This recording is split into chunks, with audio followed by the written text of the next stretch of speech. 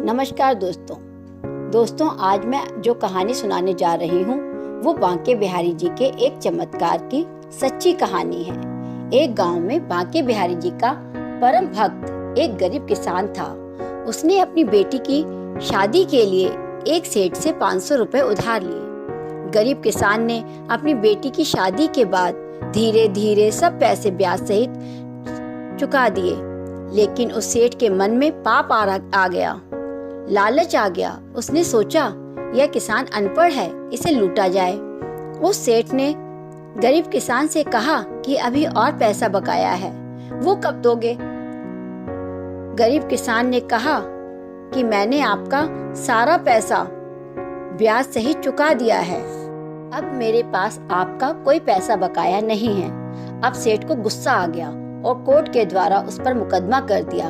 जब कोर्ट में हाजिरी हुई तो वह गरीब किसान आया और जज साहब से बोला।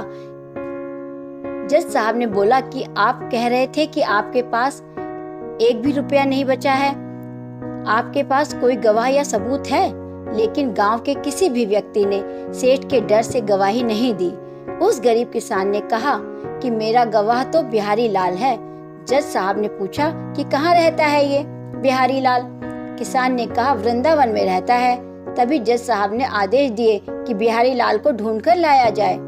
तभी एक कोर्ट का व्यक्ति वृंदावन पहुंचा और साइकिल पर सबसे पूछता घूम रहा था कि यहाँ कोई बिहारी लाल रहता है, लेकिन वह कोई भी बिहारी लाल को नहीं जानता था।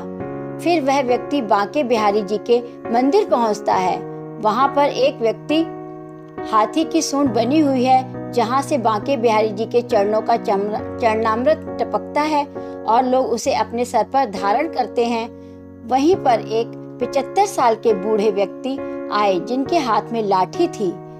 तभी उस कोर्ट के कर्मचारी ने उनसे पूछा कि यहाँ कोई बिहारी लाल नाम का व्यक्ति रहता है? उस बूढ़े आदमी ने कहा मेरा नाम ही बिहारी लाल है।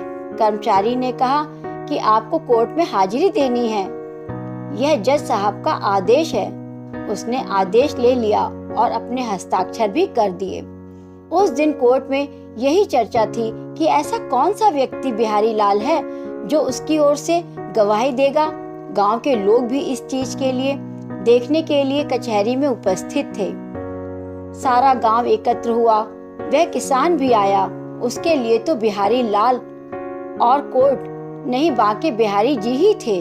जब मुकदमा नंबर पर आया तो कोर्ट में नाम बुलाया गया, बिहारी लाल हाजिर हों, बिहारी लाल हाजिर हों। 2 बार आवाज लगाई गई तो कोई नहीं आया।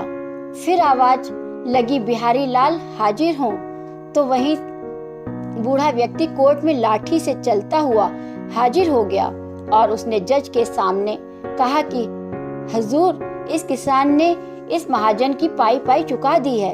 जज ने कहा कि इसका क्या सबूत है आपके पास?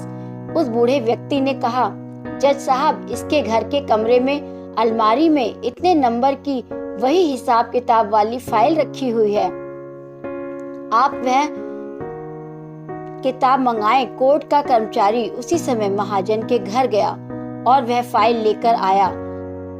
जब जज ने वह फाइल देखी तो सारा का सारा हिसाब किताब चुकता था। लोग इस बात को देखकर बड़े अचंभे में पड़े हुए थे, आपस में चर्चा कर रहे थे, लेकिन वह बिहारी लाल कोर्ट में अंतर्ध्यान हो चुके थे। जज ने किसान से पूछा, आपने यह बिहारी लाल नाम बताया, यह कौन है? आपके कोई रिश्तेदार हैं क्या? किसान ने कहा, हुजूर, मैं सच कहता हूँ कि मुझे नहीं मालूम यह कौन थे।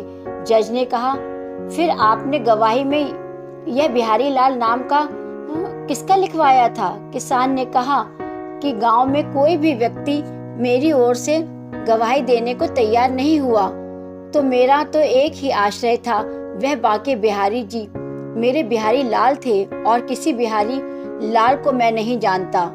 इतना सुनते ही जज की आंखों में आंसू आ गए और कहा, जिसकी कोर्ट में मुझे जाना था वो मेरी कोर्ट में आया।